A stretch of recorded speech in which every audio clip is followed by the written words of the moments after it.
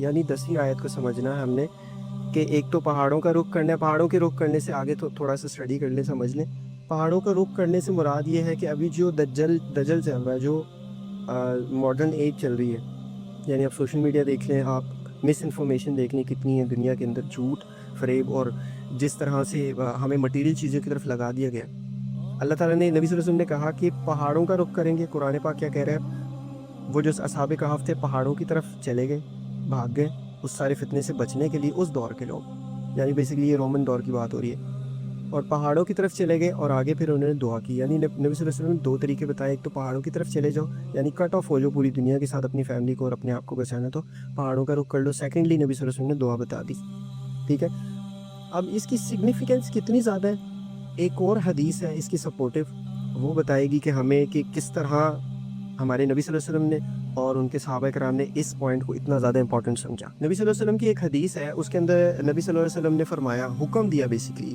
ٹھیک ہے, اور وہ حدیث ہے صحیح مسلم 588A کے اندر. اس کے اندر نبی صلی اللہ علیہ وسلم نے صحابہ کرام کو انسٹرکشن دی. اب انسٹرکشن نبی صلی اللہ علیہ وسلم تبھی دیتے تھے جب کسی چیز کی پریکٹس کرتے تھے. انسٹرکشن دی ہے تو اس کا مقصد کوئی بہت امپورٹنٹ چیز ہے اس کے اندر. اور وہ انسٹرکشن کیا ہے؟ نبی صلی اللہ علیہ وسلم نے فرمایا کہ جب تم میں سے کوئی شخص اتحیات پڑھے, اتحیات میں بیٹھے, اتحیات للہ والصلوات, جو ہم آخری آیت اتحیات میں بیٹھتے ہیں, اس کے اندر نبی صلی اللہ علیہ وسلم نے فرمایا تم میں سے جب بھی کوئی شخص اتحیات میں بیٹھے تو وہ یہ دعا ضرور پڑھے. اور یہ کون سی دعا تھی؟ اللہم انی اعوذ بک من عذاب القبر.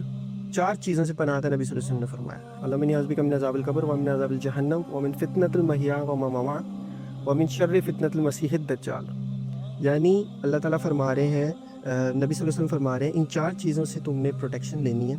ایک چیز ہے جی ٹورنامنٹ آف ہیل فائر, عذاب جہنم سے, عذاب قبر سے. 2 چیزیں, فتنۃ المحیا و ممات, زندگی اور موت کی جو فتنے ہیں, یعنی یہ جو ہم لوگوں کی آزمائشیں ہیں, اس طرح مٹیریل چیزیں, ان سب چیزوں کے فتنے سے اللہ تعالیٰ ہمیں بچائے دنیا میں, زندگی اور موت کے. اور یعنی ہر طرح کی بیماری بھی اس کے اندر آ گئی. اور لاسٹ چیز دیکھیں نبی صلی اللہ علیہ وسلم نے کتنا بتایا کہ من شر فتنۃ المسیح الدجال, شر ہو جو کہ فتنۃ المسیح الدجال کا ہو.